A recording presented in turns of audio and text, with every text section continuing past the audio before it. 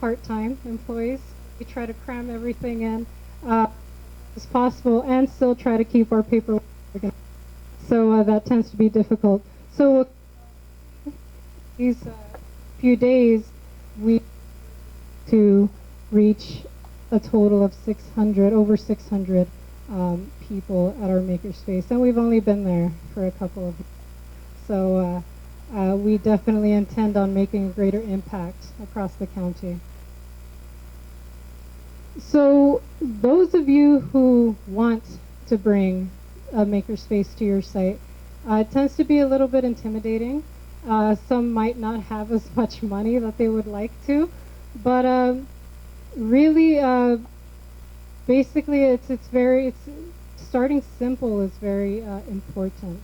One of the things that you would need is connecting with the community. Unless you're a school, then of course you have your participants already around you.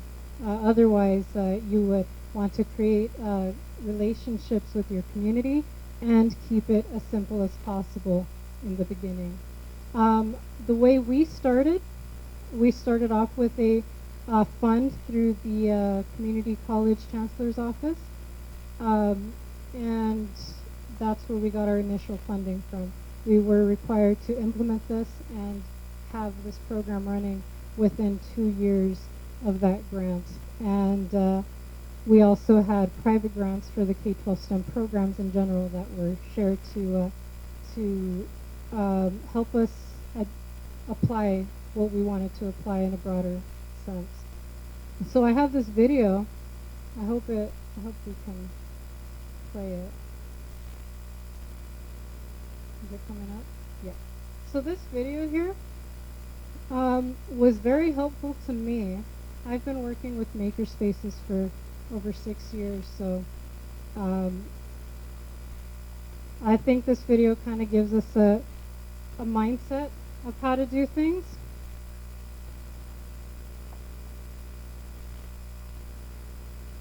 Oh, I clicked it a couple times.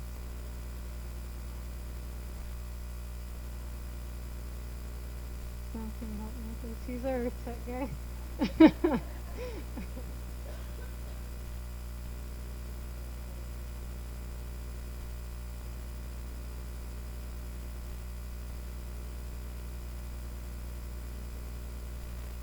Is it connected to the sound, or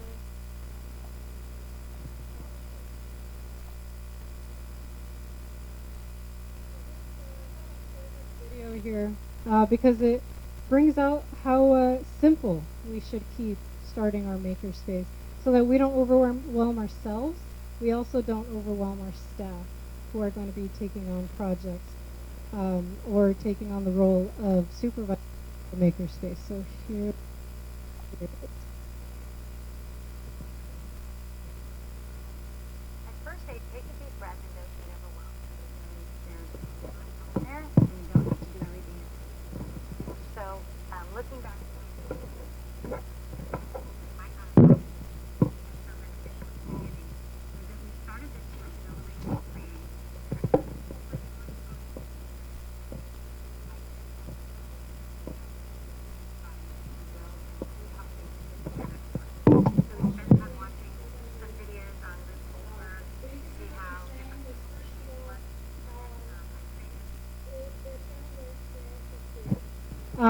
About how extremely basic it was, not even buying electronic pieces, batteries and things like that we think we might need for a Makerspace to start off, even the 3D printers, things like that. We don't need to start off like that first. Just getting the mindset and some basic materials. I always believe that most important for them to know the low-tech concepts, foundations, and teamwork, and building things with popsicle sticks, even up to high school age, is something that they will learn, these basic concepts about foundations and structures that they won't be able to learn through a computer. So that's what I always believe in, and that's why I think it's really important to keep it simple in that sense. Of course, once you get that mindset with the community that this is a makerspace, then you can start asking people for donations. Your old bottles, your old water bottles, your old things that you don't need anymore, your old computer screens, things like that. People are extremely willing to donate materials to your site, and you can use those materials to build things with it. Looking for grants, that in that case, you will. People are always trying to support local maker spaces in that sense as well. So that is the end of my presentation. I was going to end with that video, but basically just creating a mindset of making, bring it into your classroom or your space, and keeping it simple. So that's what we do at our Hartnell Makerspace. And of course, if ever you want any help with it, we have our booth back here and some business cards. If you guys want some guidance or even information on how to get started with groups, basic projects at first as well. Okay. We do have a time for a few questions. Does anybody have any questions? I'd like to add one more thing. We're going to be making some projects later after this, so we're going to be at the booth in this area. We're going to be making some rockets that we'll be able to launch with you all. And you guys can take some of those with you and build them with your students. Yes.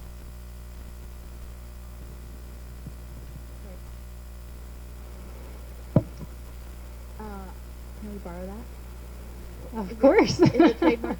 Right, of course. Yeah, it's very it's a very cool concept that we have there, just because they're in two different locations, and the technology we have is extremely different in both of those labs. Yeah, it's always a struggle about how to describe that difference. I think that does it really well. It's always a struggle how to describe that difference, and I think that gets to it really well.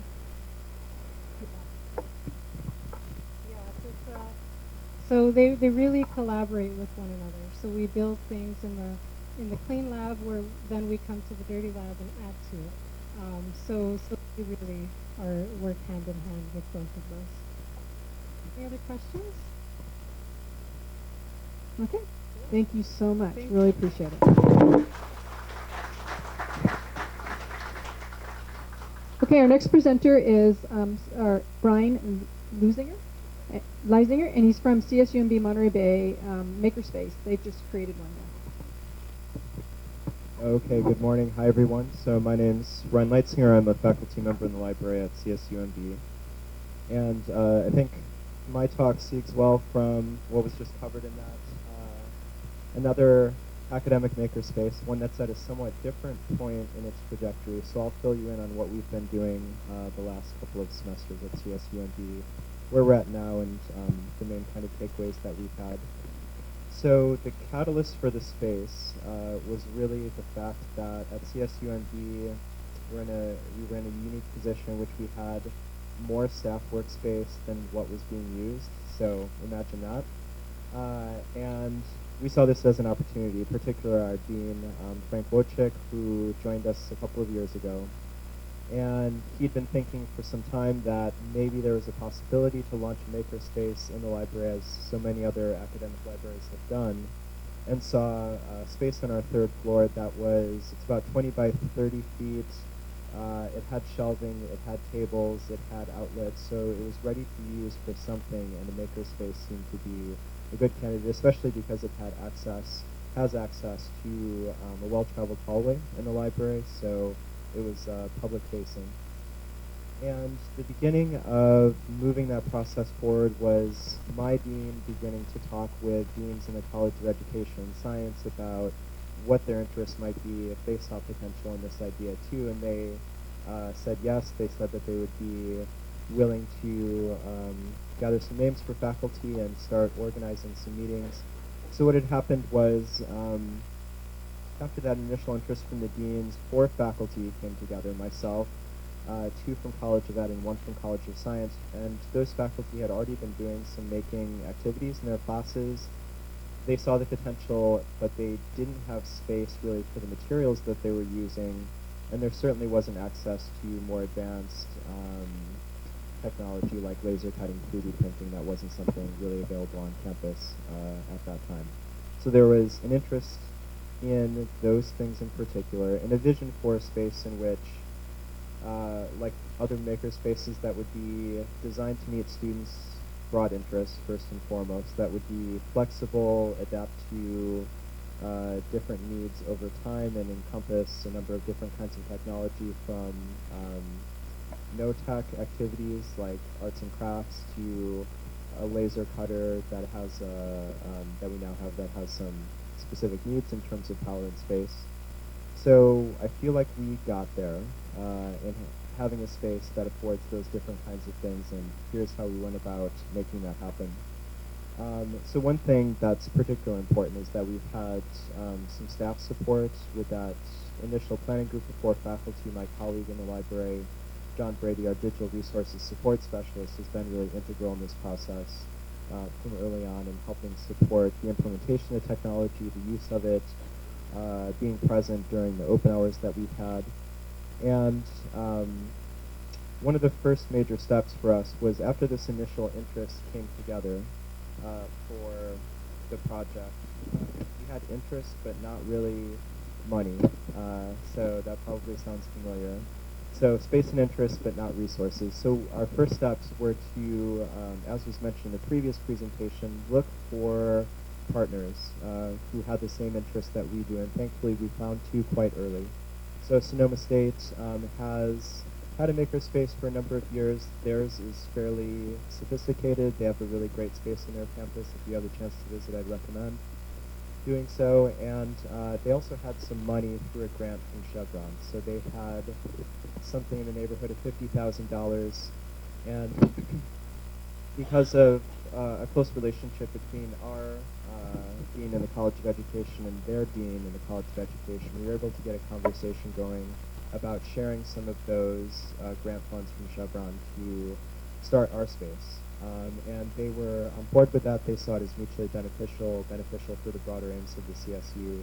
So we had some money up front through that we were able to use both for resources and for staffing. And staffing is primarily our student assistants. Well, I'll describe their work in more detail in just a moment. The other key partnership that we had to start things off was more locally with the Monterey County Office of Education. So there was, because 3 of the 4 faculty involved in the project, so everyone except for myself, had taught at the K-12 level, so they had strong connections with other K-12 teachers and with the Monterey County Office of Education. And through those relationships, they came to find that MCOE had a lot of unused making equipment that they had gotten through a grant. And theirs was the opposite circumstance in that they had the equipment but no space.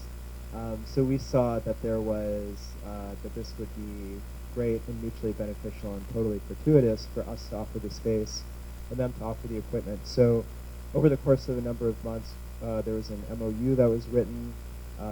The equipment's been transferred to CSUMB, more or less for the very long term.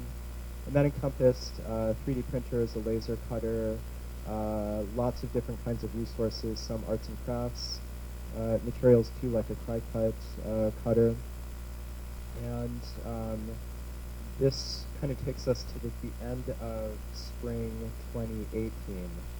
So we went through a semester of planning, gathering these resources, the funds from Sonoma, the equipment from the Monterey County Office of Education.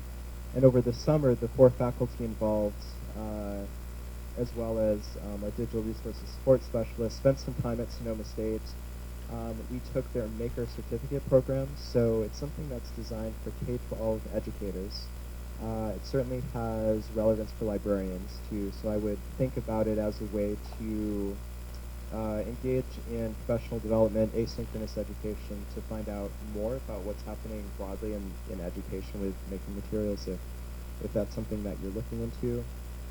And this was a 3-part course designed for educators. Some hands-on work happened, but it was mainly online. So we did the 3 modules over the spring into the summer for this Maker Certificate course. We spent a week or so at Sonoma, part of which part of that time, they had a makers fair, so we were able to network with a lot of other people in education who are engaged in making activities as we were reaching this final point in our project of nailing down just what the makerspace would be for this academic year.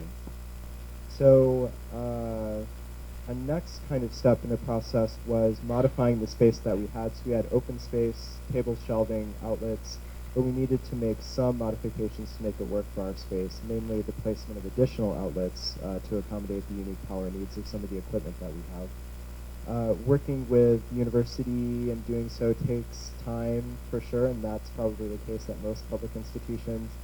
But we were able to have those things ready to go by roughly the beginning of fall. And one last thing about our summer work and how we were raising resources was we spent quite a bit of time over the summer too working on a National Science Foundation grant. It's called a NOICE grant, and it's specifically geared to supporting STEM education at the K-12 level. So we wrote that with an eye on supporting STEM education here in Monterey County and neighboring counties, with the notion that the Makerspace was a big part of doing that, because we envisioned having our own certificate program, much like Sonoma State has, and that will most likely launch, not in the upcoming academic year, but probably the year after that. And that would be a 3-part course taking place over the course of a few months, geared to K-12 educators and potentially librarians who are interested, in which they have opportunities to learn about the theory of making, different ways that it's happening across different kinds of institutions, and then engage in making projects themselves. So that will likely be happening at CSUMB soon and is related to our grant. So the good news about the grant is that we got it. It's more than $100,000. It provides some long-term funding stability for our space. The biggest piece of that for sure is that we've brought on board some really fantastic student assistants from the fall into the spring who've really been vital, without a doubt, to making the space work in terms of helping us staff the open hours. So in the fall, that was mainly the faculty who were involved that were present for open hours. As we've moved from our format in the fall, which was invite only, so when we launched, we kept it simple, as was recommended, and we had 1 day a week in which the Makerspace was open for students to visit. Those visits were tailored to specific groups, so we invited the living learning communities, we invited different student groups we thought would be interested, and turnout was consistently good over the course of those Friday offerings during the fall. This spring, with the help of our student assistants for our paid hourly employees, we've been able to expand to 3 days a week, and in those 3 days a week, it's now open to any students on campus who are interested. We have different stations. We have usually 5 or 6 different stations set up in the space. Those include button making, the Cry-Cut paper cutter, laser cutting, the 3D printer, embroidery is popular, we have sewing machines. Those are the main things. We have a couple other stations that cycle in and out. And it's been really interesting to see how students have been using the space, because they bring so much creativity and energy to the space, and ideas that we have about how students will use it don't necessarily match exactly how students are using it, and their take is often more creative than what we envision for different projects, different resources. So it became clear as we gained steam during the spring and reached a point, I think last Friday we had 20 students at once in the space, which is about as much as it can hold at one time. And over the course of that day, maybe 40 students total. So it's a smaller space, so those numbers are high for that size and what we can offer. And we're doing different kinds of outreach to make sure that students know that it's available on campus. Instagram is big, certainly. The university website, communicating with student groups, instructors who have relevant courses, specific activities in the space, like creating a DIY clock and marketing those independently, have all been things that we're doing. But the biggest thing really is student word of mouth. So having early adopters using the space, encouraging them to spread the word has really been important for us, I think.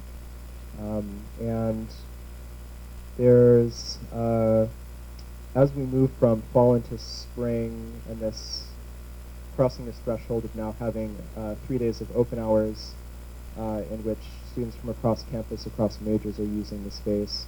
The next phase for us is really about thinking about how we can use the space for more curricular involvement. So ideally we would have something like a general education course or two that was focused on making activities, and other universities have courses just like that.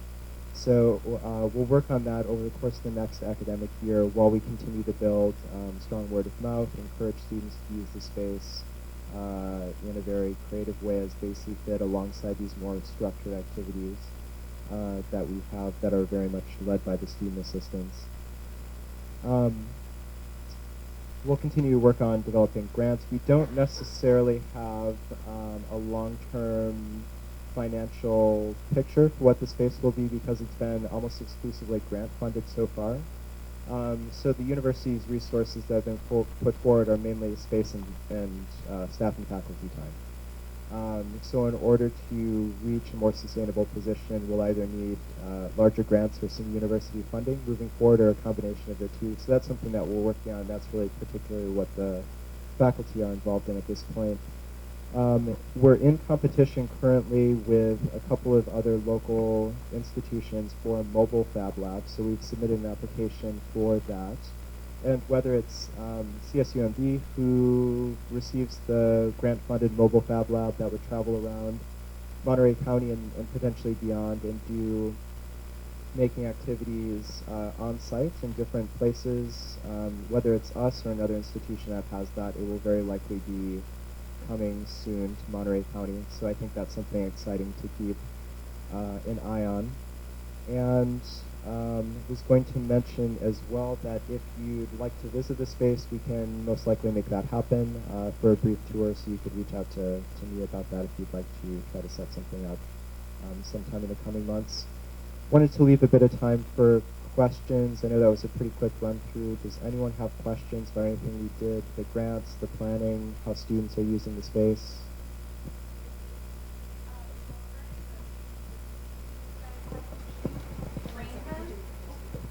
Did you train them and make time for that? Or did they just come and just happen to know everything? That's a great question. So I think there were elements of both. So the students who were recruited were known well by some of the faculty on our planning committee as especially capable. The good and the bad is that they're all three are seniors. So they have lots of experience, but they will be departing campus soon. So we'll need a new wave of student assistants very soon. We have some people in the pipeline who will be, I think, great candidates for next year. There was certainly training in different ways. Something that's been an asset for us has been relying on the work that's been done at other CSUs. Particularly San Diego State has a pretty robust makerspace. I went to grad school with the librarian who oversees that space. And we've been able to utilize some of their resources, some of their training materials to help train not just our student assistants, but developing protocols for students who are using the more advanced technology that requires specific knowledge like the laser cutter. So that's still in development, but we've been relying as much as we can on other institutions to make that happen. One more question? Is anybody have one more? Can you just say a little bit more about what you envision for the Fab Lab? Yes. So the Fab Lab is something that we're just at the very early stages of, and it would be so it's mobile in the sense that it's a truck that has lots of different making resources within it. It's designed to be used, and there's quite a few institutions across the U.S. who've gotten this large-scale grant to be able to use the mobile Fab Lab, and they use it both on-site and in a mobile way. So for us, because of our strong interest in supporting making activities at the K-12 level, the mobile component would largely be schools around the area, but that could also include public libraries potentially. There are 3 other local education institutions who are also applying for the mobile Fab Lab. And my sense is that the aspirations of the funders is to get them to as many different regions as possible. So it looks likely that Monterey County will have one, whether it's us or one of the other local organizations. So that would likely happen sometime 2020, I think. Thank you so much. Really appreciate it. Thank you.